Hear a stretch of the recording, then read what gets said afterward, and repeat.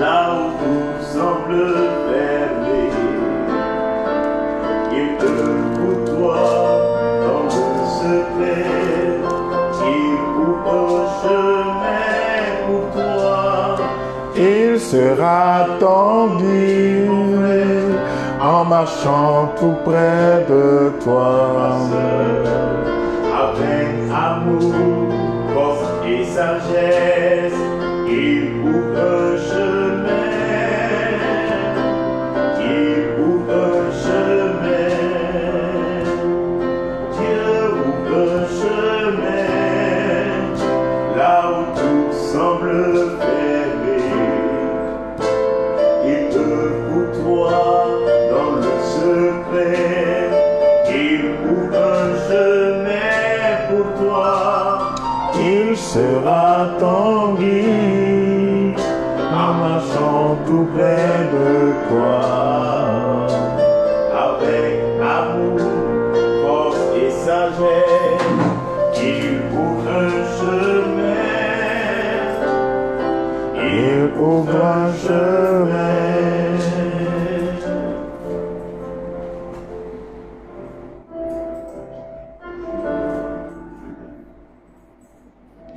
Je n'ai que toi.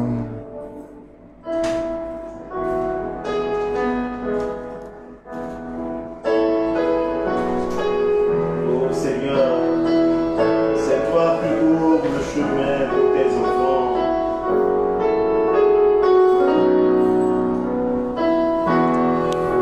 Seigneur, à qui irions-nous? Si je suis Toi fort seul as les paroles de la vie éternelle.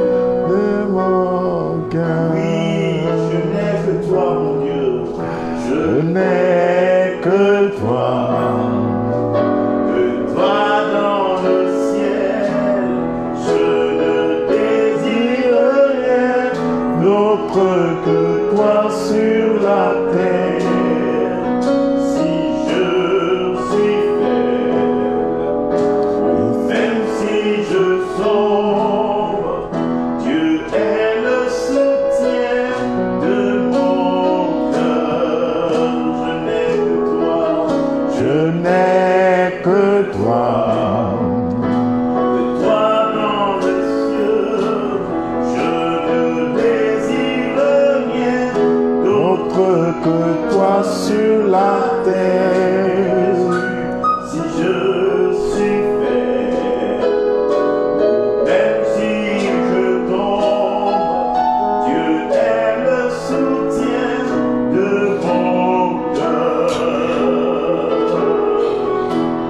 Dieu, tu es le soutien de mon cœur, mon héritage et mon plus grand bien. Oh oui, Dieu, tu es Le soutien de mon cœur, près de toi je me sens bien. Dieu, tu es le soutien de mon cœur, mon héritage et mon plus grand bien. Oh Dieu, tu es le soutien de mon cœur. auprès de toi, je me sens bien. Près de mon Dieu, près de toi je me sens bien. Alpha, Oméga, près de toi je me sens bien.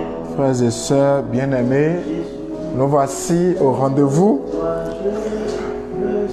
du vendredi pour répondre aux questions. Il y a des questions, il y a des interrogations. Mais avant d'y aller, je veux que nous puissions reconnaître que ce n'est qu'avec Dieu que nous nous sentons bien. Ce n'est qu'avec Dieu que nous nous sentons bien. Il n'y a pas de vrai bonheur si on est loin de Dieu. Et c'est pourquoi nous chantons Dieu, tu es le soutien de mon cœur, mon héritage et mon plus grand bien. Et ce chant vraiment m'introduit dans ce que j'ai envie de vous dire aujourd'hui. En méditant ce qui s'est passé avec Pierre et les 3 autres au bord du lac quand ils sont allés pêcher. C'est quelque chose d'extraordinaire. C'est une histoire dont la richesse ne peut pas finir. C'est une histoire dont la richesse ne peut pas finir. Je vais élever le nom de Dieu pour chacune de vos vies. Et je souhaite que ce qui est arrivé à Pierre et aux 3 autres puisse vous arriver à chacun. Parce que c'est un moment extraordinaire. C'est pas un moment dont quelqu'un peut se passer. S'il y a un bien que je souhaite pour toi en ce jour, c'est que tu fasses une telle rencontre avec Dieu. La vie de Pierre et des autres avait changé. Vous savez, le texte est tellement beau. On dit,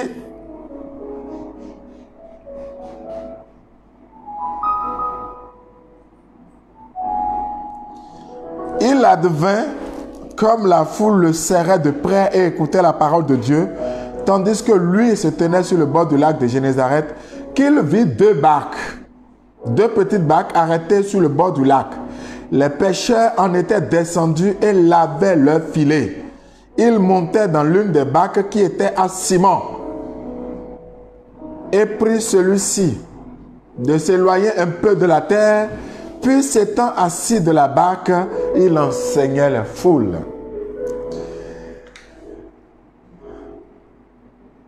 Dans la barque, il y avait Pierre. Vous savez, la barque, c'est l'église. Il y avait Pierre et Jésus assis dans la barque enseignait les foules parce que c'est Jésus qui est le maître, c'est Jésus qui est l'enseignant. Mais celui qui conduit la barque, c'est Pierre. Et que les autres chrétiens m'excusent. Aujourd'hui, Pierre, c'est le pape François qui conduit la barque. Mais celui qui enseigne son église, c'est bien Jésus-Christ de Nazareth, qui est né de la Vierge Marie. Mais ce n'est pas le cœur de ce que je veux partager avec vous. Mais c'est que jusqu'à ce que Pierre ait veillé toute la nuit pour pêcher, il était loin d'imaginer que Jésus de Nazareth viendrait s'asseoir dans sa barque pour enseigner la foule. Il était loin de savoir que en plein jour, il pouvait attraper autant de poissons. Mais quel mécanisme pour que Dieu puisse le rencontrer. C'est pourquoi je veux vous dire que Dieu fait le chemin où tout semble fermé. Dieu trouve un chemin où tout semble perdu. Je veux parler à tous ceux qui, en ce moment de leur vie, ont dit « j'ai déjà tout essayé. J'ai déjà fait tout ce qu'un homme peut faire. Et je n'en peux plus. Je suis convaincu que c'est fini. » Vous savez, Pierre et les autres étaient en train de laver les filets, c'est-à-dire le travail de cette nuit est improductif. Nous rentrons à la maison bredouille. Et c'est en ce moment qu'un jeune homme d'environ 30 ans vient et s'assoit sans autorisation dans la barque de Pierre et lui dit même, écoute Pierre, avance un peu. avance. Mais Pierre, enfin, si moi j'étais à la place de Pierre, j'aurais dit à ce jeune homme, écoute jeune homme, au cas où tu ne serais pas informé, j'ai passé toute la nuit et je suis fatigué. Je n'ai qu'une seule pensée, c'est rentrer chez moi, dormir et voir autre chose. Si toi, tu as un autre programme, ne m'emballe pas dans ton programme. Tu peux t'asseoir dans la barque, moi, je rentre chez moi. Mais Pierre ne pouvait pas imaginer que c'était le Christ. Personne ne lui avait dit avant, écoute, quand tu auras fini là, quelqu'un va venir et va tenter de s'asseoir dans ta barque. Ne refuse pas, parce que c'est là que tout va se passer pour toi. Pierre était là et c'est ça que je veux te dire. La force de Dieu démarre là où s'épuise la force humaine. C'est quand tu as fini d'utiliser toutes tes cartouches, toutes tes possibilités, que le miracle peut être possible. Tant que tu as encore des moyens d'action, Dieu n'a pas besoin d'intervenir de façon sensible. C'est pourquoi beaucoup de chrétiens prient. Au-delà des chrétiens, il y a des hommes qui prient un peu partout. Et quand ils prient, ils demandent le miracle. Mais ce qu'ils ne savent pas, le miracle commence là où finissent les moyens humains. Or, c'est quand l'homme finit ses moyens que lui se décourage. Il se dit, et pourtant j'ai prié. On commence à attendre Dieu lorsqu'on a fini de faire tout ce qu'on peut faire. C'est là que démarre l'action de Dieu qui manifeste le miracle.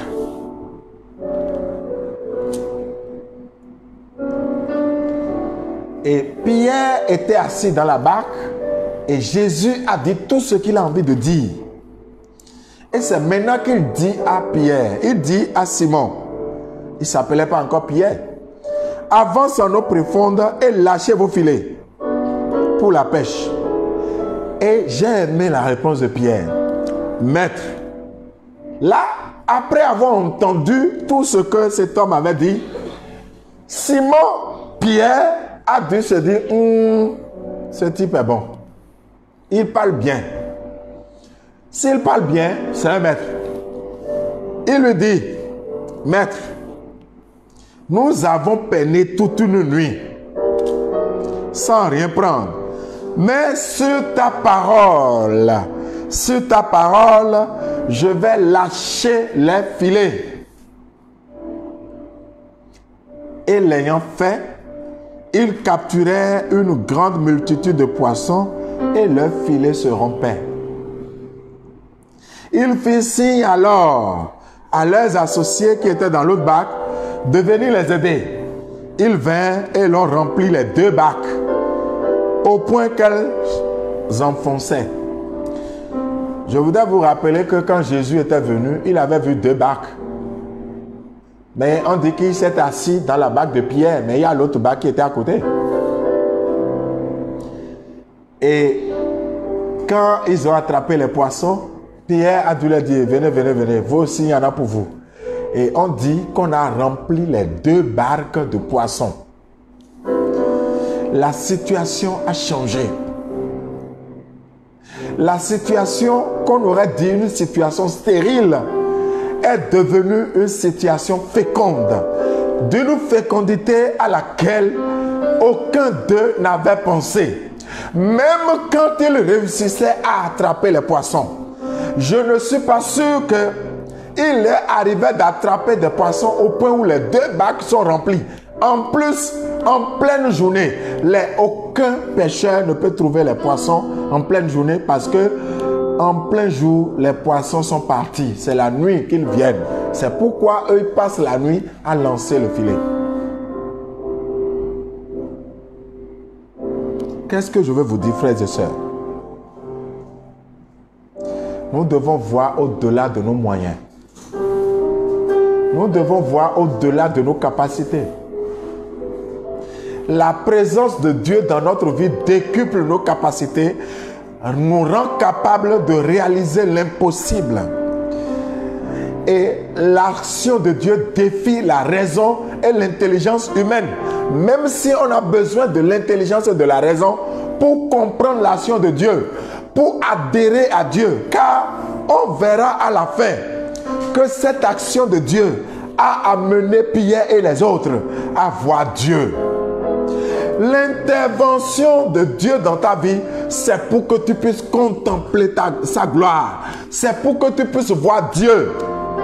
Mais quand tu demandes un miracle à Dieu, quand tu demandes une intervention de Dieu, et le but, ce n'est pas de voir Dieu, il n'en sera rien.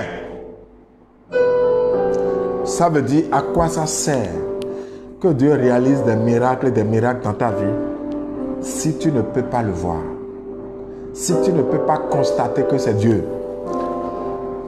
Quand ils ont rempli les 2 barques, la Bible dit à cette vue. Chez nous, enfants, on aurait dit des monomons. Quand il a vu ça comme ça, en français terre à terre, on dit à cette vue, Simon Pierre.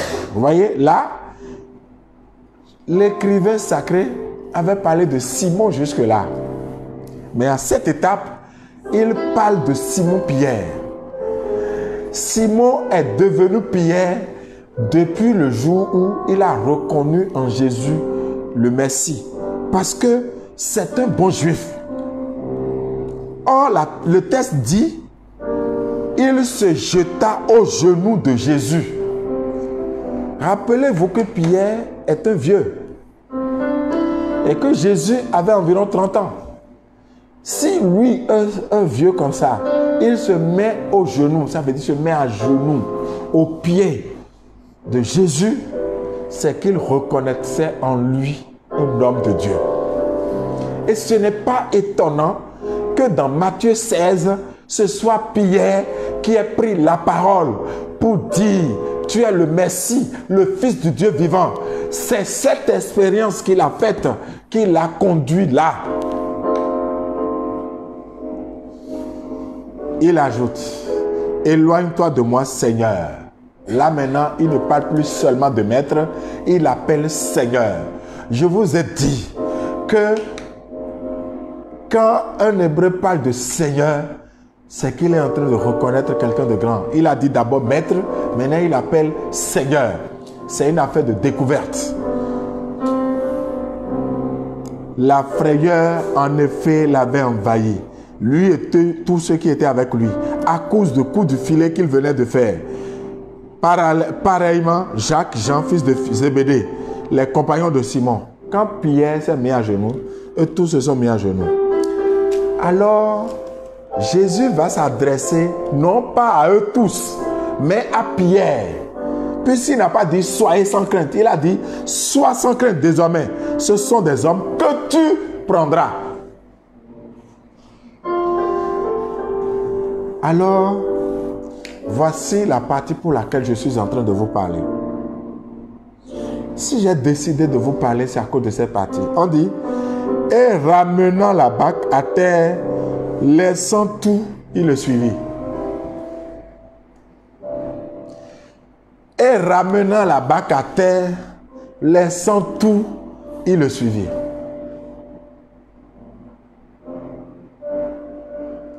Seigneur, un jour sur le rivage.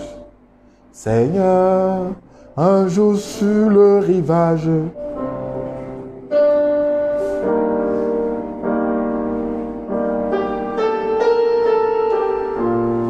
Je veux que tu savoures ce chant. Et que tu te laisses appeler aujourd'hui par Dieu.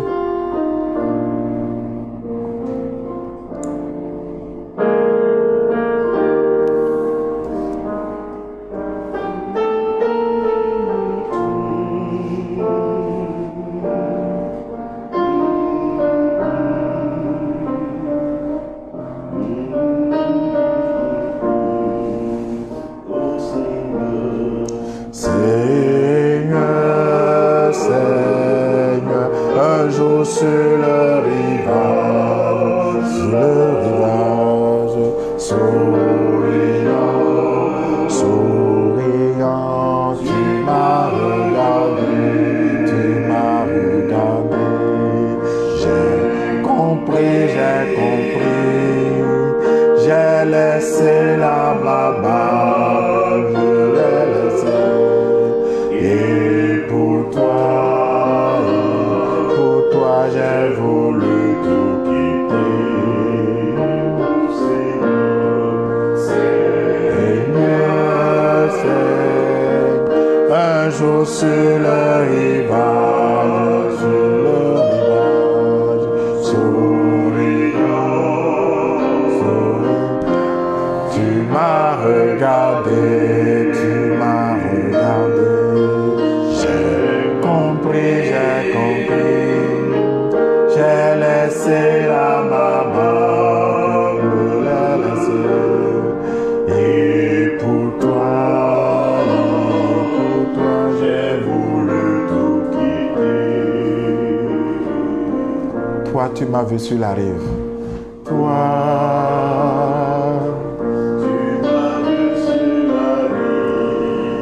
Seigneur, tu m'as vu sur la rive. Tu ne cherches ni sage ni riche. Et tu m'as dit, veux-tu me suivre?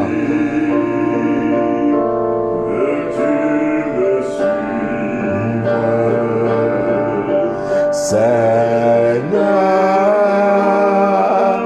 un jour sur le rivage, souriant, tu m'as regardé, j'ai compris, j'ai laissé ma barbe, je l'ai laissé. Et pour toi, j'ai voulu tout quitter. Toi, tu connais mes richesses. Toi, tu connais mes richesses. Je n'ai ni or ni argent. Et tu m'as dit, peux-tu me suivre? Seigneur,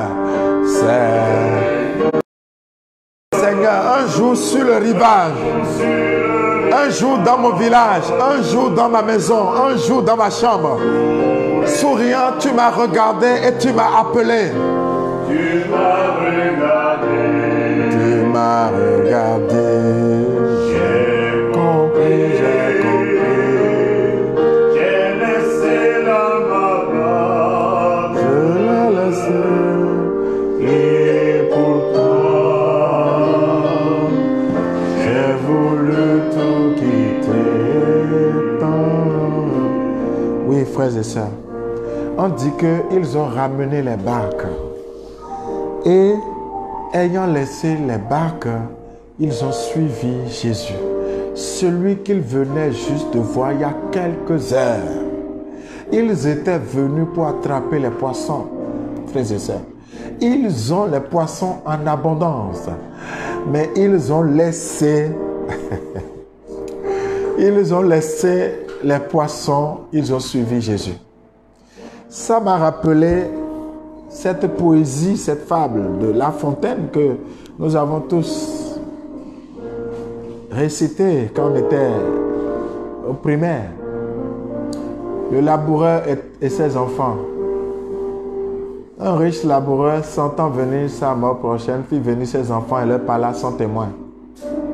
Gardez-vous de vendre l'héritage que nous ont laissé nos parents. Un trésor est caché dedans. Je ne sais l'un endroit. Et dans la poésie, on dit que le père est mort. Et les fils se sont mis à chercher le trésor. Ils ont fouillé, bêché, labouré. Ils n'ont laissé nulle place où la main n'est passée ou repassée. Mais qu'à la fin, Le père fut sage de montrer à ses enfants que le travail est un trésor. Alors le père a voulu montrer aux enfants qu'il leur fallait travailler acharnement. Quand Pierre a fini d'attraper les poissons, il a vu que Jésus-Christ, le Fils de Dieu, était plus grand que les poissons. Aujourd'hui, je remarque beaucoup de chrétiens, beaucoup d'hommes, chrétiens ou non. Ils ont même prié Dieu toute leur vie. Et ils ont réussi peut-être. Réussi entre griffes. Parce qu'ils ont maintenant peut-être beaucoup d'argent. Ils ont des maisons, ils ont des voitures. Et ce sont ces maisons et ces voitures qui les ont aveuglés et ils ne voient plus Dieu. À quoi ça va te servir toutes les richesses que tu auras accumulées si tu devrais perdre ta vie? Pierre a vu Jésus. Il a dit Jésus était plus important. Le texte n'a pas dit que Pierre a donné des consignes. Il a dit, bon, hey, vous là-bas, vendez les poissons, gardez l'argent, vous allez me faire le compte rendu. Il s'en foutait. Et ça m'a rappelé la parabole de Jésus. Le royaume des cieux est comparable à un trésor qui est caché dans un champ. Le propriétaire du terrain, quand il a fouillé le terrain et qu'il a retrouvé le trésor, il a déplacé le trésor, il a caché à un autre endroit et il est parti, il a tout vendu et il est venu acheter le champ à cause du trésor, le royaume des cieux. Parfois, nous vivons comme l'essentiel pour nous, c'est de réussir cette vie. Mais non, l'essentiel pour nous, c'est de retrouver ce trésor coûte que coûte. Il a tout vendu. Pierre venait de tout vendre, tout le poisson qu'il avait attrapé. Il a tout vendu, il a tout laissé pour aller avec Jésus. Frères et sœurs, j'ai envie de te dire quelque chose de capital aujourd'hui. Si tu n'as pas encore rencontré Jésus-Christ comme ton seul trésor, en fait, tu n'as encore rien fait de ta vie. Si tu n'as pas encore vu que Jésus-Christ était celui que tu recherchais, j'ai peur que tu n'aies encore rien fait de ta vie. Si Jésus-Christ n'est pas encore devenu le but ultime de ta vie, j'ai peur que tu n'aies encore rien fait de ta vie.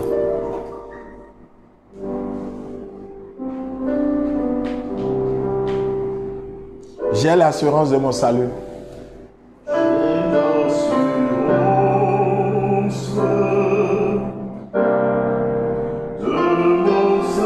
C'est avec Jésus que tu as l'assurance de ton salut.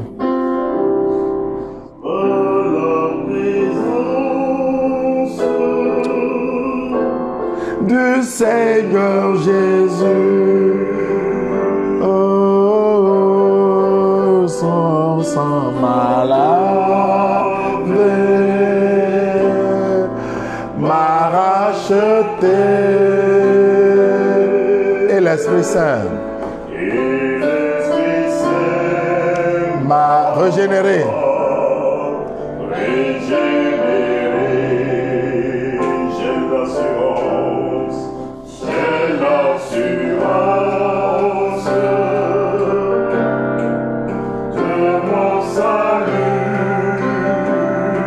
J'ai l'assurance de mon salut par la présence du Seigneur Jésus. Du Seigneur Jésus, son sang m'a lavé, son sang m'a racheté, son sang m'a ramené à la vie. Et le Saint-Esprit qu'il a donné m'a régénéré.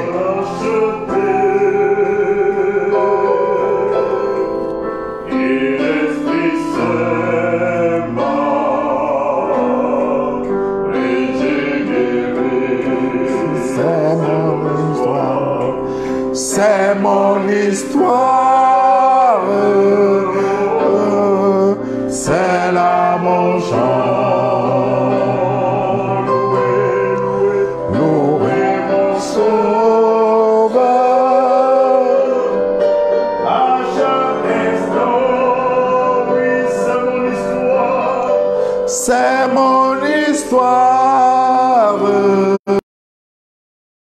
c'est là mon chant.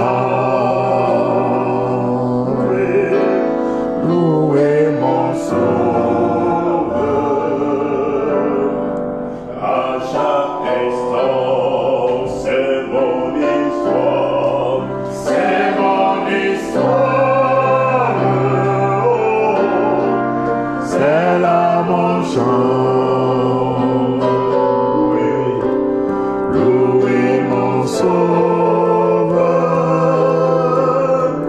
À chaque instant,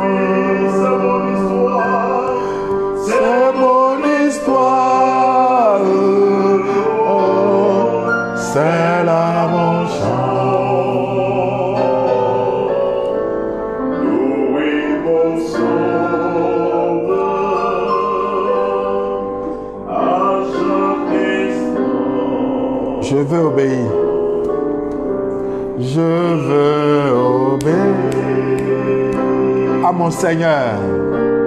À mon Seigneur. Trouvez dans mon cœur Trouvez dans son cœur. la paix de mon cœur. Veillez et priez. Veillez et priez. L'attendre un jour, mon Seigneur.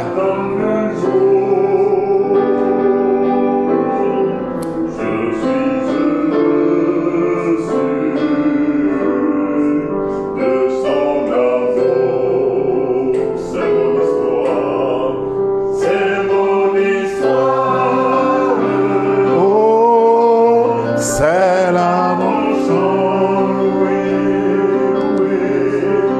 Louez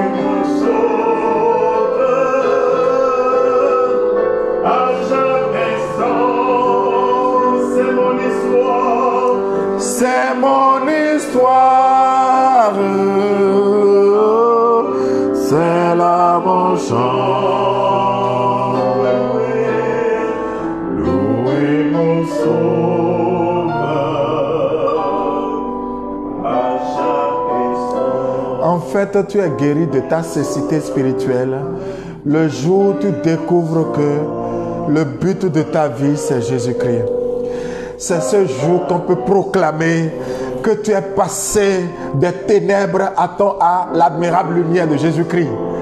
Et tous ceux qui n'ont pas découvert Jésus-Christ comme l'unique Seigneur et Sauveur de leur vie sont les aveugles du 21e siècle. Et c'est eux qui ont besoin d'être guéris de la cécité. Et toi et moi, nous avons besoin que notre cécité soit guérie. Nous avons besoin que Dieu visite notre histoire et ouvre nos yeux.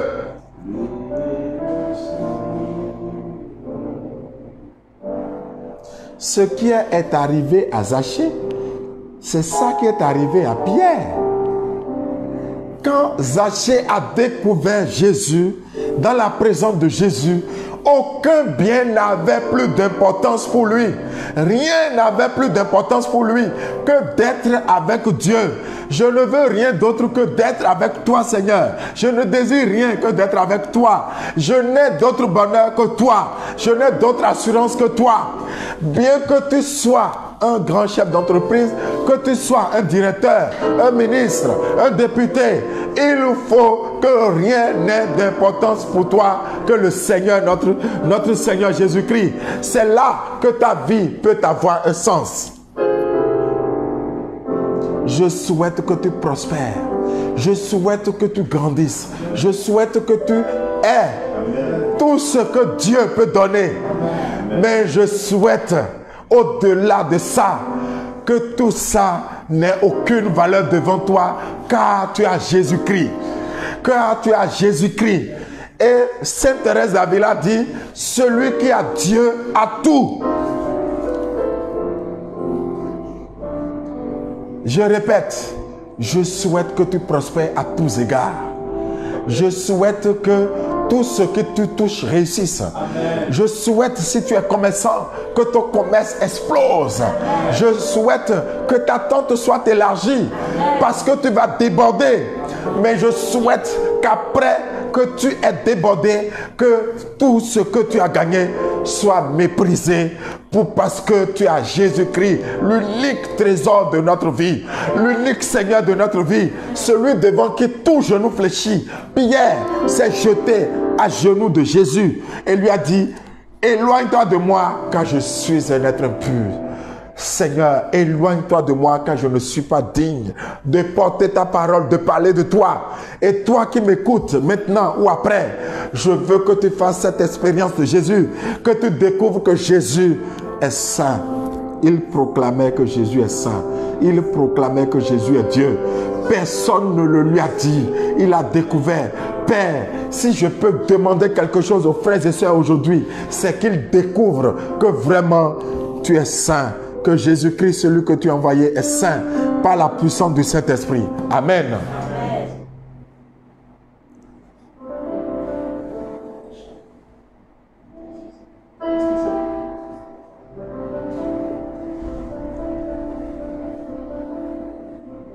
Tu es là, agissant. Je t'adore.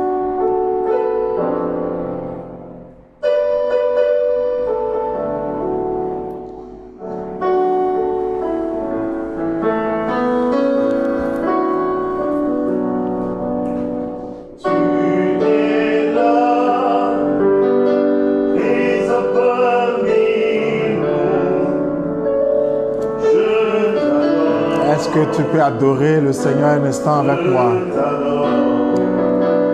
Tu es là, agissant parmi nous. Oh, je t'adore, Jésus, je t'adore. Tu es là, présent parmi nous, Dieu.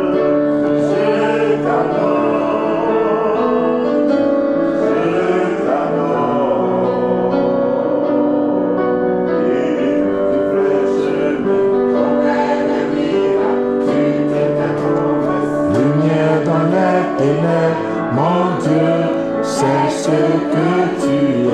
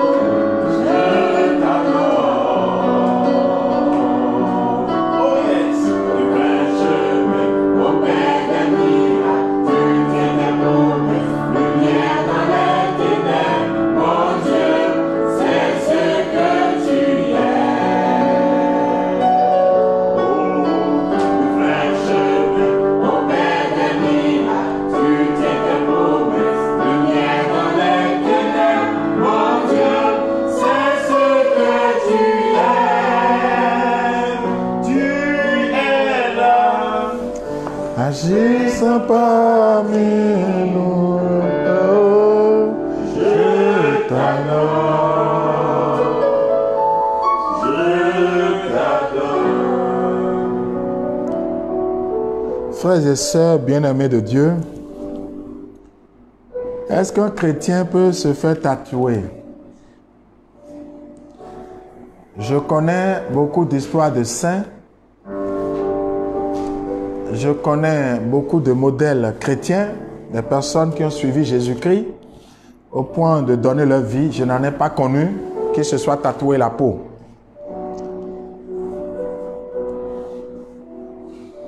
Et sur tout un autre plan, c'est des questions morales. Des questions d'éthique et de morale. Avant d'être une question spirituelle. La question, c'est souvent, c'est la question de l'agir chrétien. Et en morale fondamentale, on va se demander quel est le motif, qu'est-ce qu'on cherche, qu'est-ce qui motive, qu'est-ce qui pousse quelqu'un à vouloir tatouer sa peau, même si c'est pour écrire des références bibliques ou les noms de ses enfants. Qu'est-ce qui pousse la personne? Que vise la personne? Après, on va évaluer les moyens que la personne utilise et les résultats que la personne veut atteindre. Voilà les 3 éléments qui permettent d'évaluer l'agir d'un homme pour voir s'il est dans la vérité chrétienne ou s'il est conforme à la volonté de Dieu. Et donc, je ne crois pas que ce soit personnellement. Donc, chacun évalue son cœur pour voir. J'ai dit, je vais regarder les saints. J'ai regardé les saints, j'ai regardé les modèles chrétiens. Je n'en ai pas vu. Donc, je vois pourquoi est-ce qu'on en a besoin. Moi, je n'en ai pas besoin. Moi, je n'en ai pas besoin. Et donc, peut-être la personne pourra me dire en quoi elle a besoin de ça et quel est le but, même si c'est une référence chrétienne et biblique que la personne mette. J'aurais préféré que la personne vive la référence chrétienne pour que les gens puissent, en la voyant vivre, comprendre la référence plutôt que d'écrire ça sur sa peau. Et je ne sais pas si c'est utile de faire la publicité de ses enfants en écrivant leur nom sur sa peau. Je ne vois pas l'importance. Donc, je me dis, on n'en a pas besoin. Et souvent, ces choses cachent des désirs de reconnaissance, des tendances à se faire remarquer, qui sont les conséquences des blessures intérieures de l'histoire. Vous voyez? Donc voilà. On a envie que les gens, de faire quelque chose pour que les gens nous remarquent, les gens nous reconnaissent, les gens sachent que nous-mêmes on est là, etc.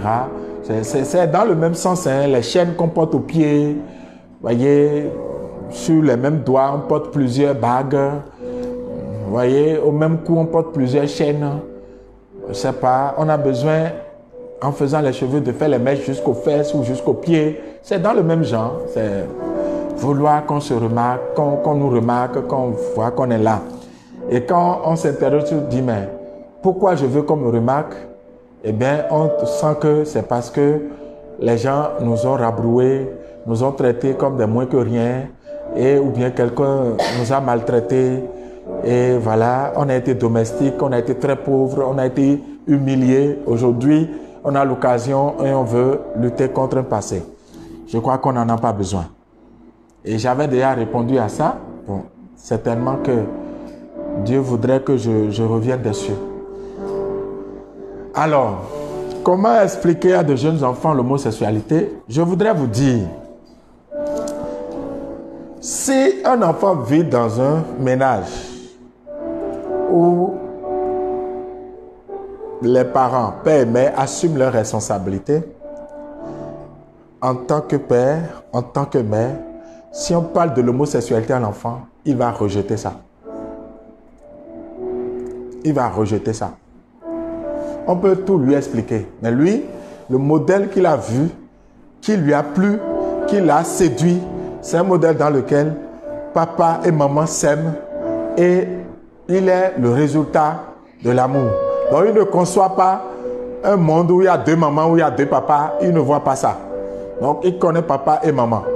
J'ai dit le premier niveau d'éducation, c'est de faire en sorte que père et mère s'aiment et que l'enfant sente qu'il est le résultat de cet amour.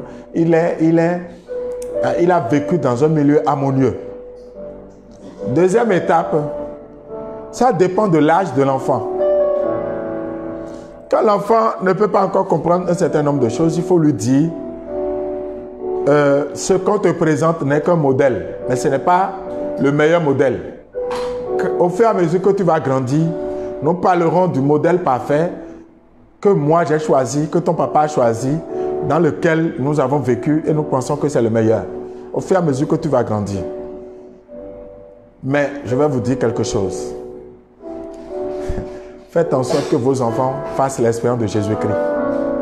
Si vos enfants font l'expérience de Jésus-Christ, ils sont capables par leur discernement naturel et simple de rejeter ce qui n'est pas conforme à leur expérience avec Jésus-Christ et d'accepter ce qui est conforme à l'expérience de Jésus-Christ.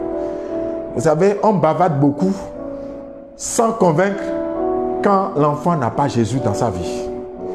Priez et donnez comme héritage spirituel Jésus-Christ à vos enfants. C'est la meilleure façon. Sinon, vous avez beau expliquer, vous avez beau parler, l'enfant ne voit rien.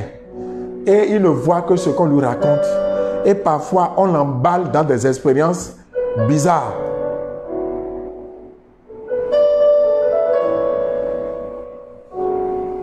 Donc, je vous souhaite d'être des chrétiens authentiques. Et ça suffit pour que vos enfants, en vous voyant vivre, copient le modèle et donc rejettent tous les modèles mauvais qu'on va leur proposer. C'est la meilleure façon. Parce que les explications, vous risquez d'être à court d'arguments.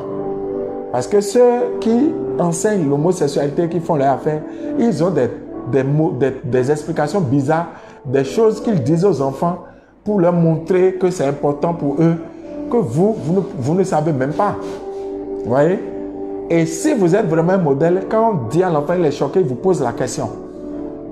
Et le Saint-Esprit vous donne la parole de sagesse, la parole de science, capable de renverser le modèle qu'on a installé dans l'esprit de votre enfant. Mais ce qui est important, c'est prier pour la conversion de votre enfant. Il y a une prédicatrice, Catherine Kuhlman, qui a dit que Dieu lui a dit, si tu ne pries pas pour la conversion de tes enfants, en pensant que parce que tu es prédicatrice, ça va aller de façon naturelle, c'est faux. Elle dit qu'elle a prié 4 ans pour son deuxième enfant, mais qu'il lui fallait 7 ans. Elle a prié pendant 7 ans avant que son aîné ne fasse l'expérience de Jésus-Christ, que ça vient changer. Alors, je trouve beaucoup de personnes qui passent le temps à demander l'argent, ceci ou ça.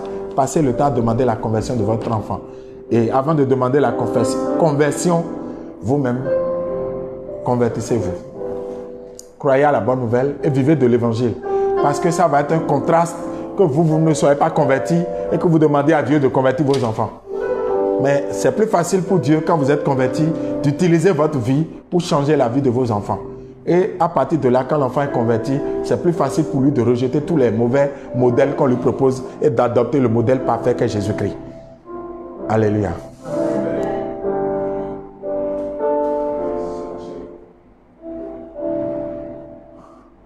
Jésus, ton nom est puissant. Jésus, ton nom nous donne la vie.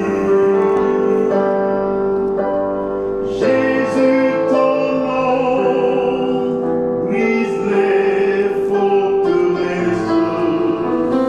Jésus, ton nom est puissant. Alors, frères et sœurs, il y a une autre question qui demandait comment réagir ou comment gérer un mari autoritaire qui exerce une autorité écrasante, qui écrase tout et qui fonctionne comme s'il était le Dieu.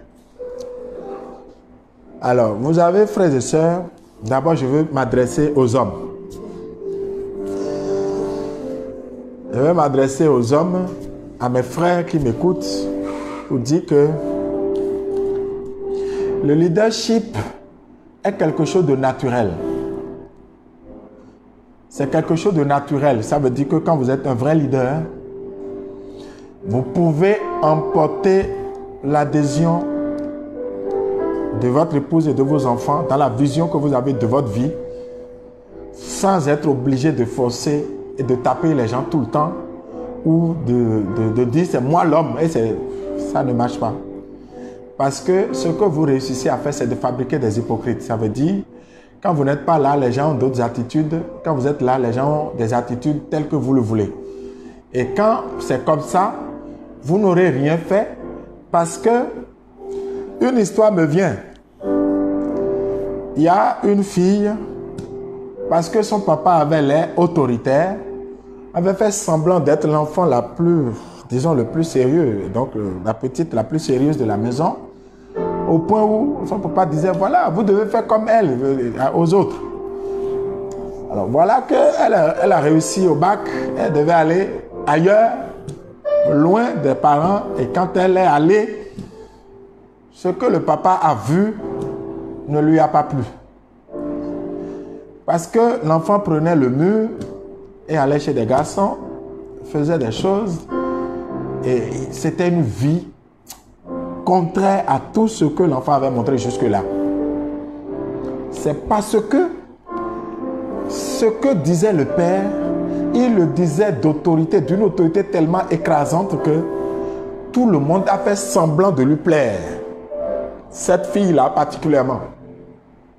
Or, ce que nous inculquons comme valeur ou nous mettons en place comme vision, c'est quelque chose qui doit continuer même si nous on est mort. Nous devons arriver à un point où l'enfant choisisse le modèle que nous avons vécu, même quand nous sommes morts, en disant c'est ce que mon papa m'a appris. Et pour que ça puisse arriver là, c'est que vous-même, vous êtes un leader, ça veut dire que vous incarnez les valeurs que vous voulez traduire aux enfants. Si vous êtes un vrai leader, vous emportez les gens par la force de votre conviction, par la force de vos choix, par l'aisance de votre vie. Quand je parle d'aisance, ce n'est pas forcément les moyens matériels, mais votre joie de vivre, les valeurs que vous avez choisies, que vous incarnez. Si vous volez au boulot, vous volez les papiers rares, vous volez les choses et vous voulez dire à l'enfant que le vol est mauvais, l'enfant voit que vous volez, l'enfant va voler. Si vous mentez, l'enfant va mentir. Si vous frappez, vous frappez votre femme devant les enfants mentir. Maintenant, par rapport à votre épouse, j'ai observé ces temps-ci que beaucoup d'hommes, derrière lesquels les filles courent, il paraît qu'il y a des hommes derrière lesquels les filles courent. Donc il y a 3, 4 tout le temps des filles qui disent c'est toi que je veux, c'est avec toi que je veux rester. Alors, ils rêvent d'avoir une femme qui les adore tous les matins, qui s'agenouille pour les chanter les louanges, pour dire c'est toi que je veux. En fait, une femme qui est en compétition tous les jours avec les femmes qui sont dehors. Parce qu'il y a des gens dehors qui sont en train de supplier pour être avec vous. Je voudrais vous dire, faites attention. Faites attention parce que l'essentiel de la vie n'est pas là. Vous allez perdre à la fin des comptes. Parce qu'aucune des femmes ne sera pour vous. C'est ce que j'ai remarqué chez des gens. Et je ne veux pas aller plus loin. Je veux parler aux dames. La Bible a dit, dans Éphésiens, Saint Paul a écrit dans Éphésiens 5, il a dit, dans la morale domestique, femmes, soyez soumises à vos maris, comme l'Église est soumise au Christ. C'est vrai qu'il a dit en plus, Marie, aimez vos femmes comme votre propre corps. Il a ajouté, jamais un homme n'a méprisé son propre corps. Donc la logique est bien établie. Et je vais vous expliquer ce que ça signifie. Vous voyez, quand Joseph et Marie étaient ensemble avec le petit Jésus et que Dieu voulait donner des instructions, c'est à Joseph que Dieu allait donner des instructions. Et c'est Joseph qui prenait l'initiative et Marie devait suivre. Dieu ne va pas aller dire au mari, bon, faites ça, et aller dire à la femme, bon, j'ai déjà dit à ton mari de faire ça, toi, non. Donc, c'est en tant que la vision du couple, c'est le monsieur qui reçoit. Et il doit obéir à Dieu. Et donc, en fait, c'est parce que lui doit obéir à Dieu que Dieu te demande de lui obéir, parce qu'en lui obéissant, tu obéis à Dieu. Maintenant, si lui il se trompe de chemin, c'est lui qui répond devant Dieu. Mais il y a des éléments de discernement naturel pour lesquels tu peux dire, mon chéri, malgré l'amour que j'ai pour toi, je ne vais pas faire ça là. Quand il te demande d'avorter, quelle que soit la pression qu'il te met, tu n'obéis pas. Tu n'obéis pas. Sur ça, il faut refuser. Sans faire du bruit, sans l'humilier, sans aller parler de lui à tout le monde. Mais tu lui dis, je ne fais pas. Je ne fais pas. Et si vous êtes un couple régulièrement marié, ce qui est prévu, c'est les témoins de mariage après l'autorité ecclésiale. D'accord? Pour qu'on puisse vous aider à trancher la question. S'il te demande de faire quelque chose qui est clairement contraire à la volonté de Dieu, tu lui dis sur ce point non. Si ce n'est pas contraire à la volonté de Dieu, tu lui obéis. Mais c'est lui qui répond de ça. À partir de là, si chacun connaît sa position, on n'a pas besoin de dominer. Maintenant, j'ai vu un couple récemment où il est possible que les histoires antérieures de la famille que les gens ont vécues peuvent les amener à être braqués contre les femmes en se disant, si je me laisse faire, ma femme va me dominer. Donc, je mets en même temps l'autorité pour lui montrer que c'est moi l'homme. Comme ça, elle n'aura pas la tendance de me dominer. Donc, tout ça, c'est des histoires sur lesquelles il faut travailler. Il ne faut pas d'office dire, bon, il est comme Sénachérib, donc il est mauvais, c'est un diable. Non, il ne faut pas traiter son mari de diable ou l'humilier. Non, il ne faut pas le faire. Il faut chercher à comprendre qu'est-ce qui se passe et tout ça peut se régler dans la prière. Moi, le modèle que j'ai choisi, c'est Marie. Marie, la mère de Jésus, qui a été épouse de Joseph et mère de Jésus-Christ. Elle parlait peu, mais elle priait beaucoup. Alors parle peu et prie beaucoup et tu verras que ton ménage tiendra. C'est comme ça, hein? Les hommes les plus durs, les femmes les plus belles et les plus douces ont réussi à la faire tomber. Si donc toi qui as le Christ en toi, quel que soit ce que ton mari est, tu n'arrives pas à le faire voir la douceur et la tendresse, c'est toi qui as le problème. Et donc tu as besoin de faire un travail sur toi pour changer de vie. Que Dieu vous bénisse, frères et sœurs. Que Dieu vous comble.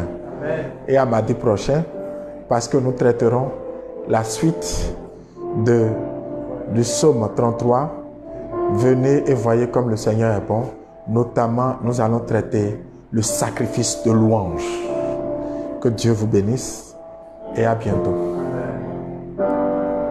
Je ne veux rien te vouloir te louer, adorer ton Saint-Nom et ta fidélité. Je veux n'être que toi. Jésus, je t'aime. Oui, je veux porter et laver à ta voix les pensées de mon cœur dans le cœur de tes voix. Je veux n'être qu'à toi. Jésus, je t'aime. Oh, oh, oh, rien n'est plus beau que ton nom. Rien n'est plus saint que le sang du pardon.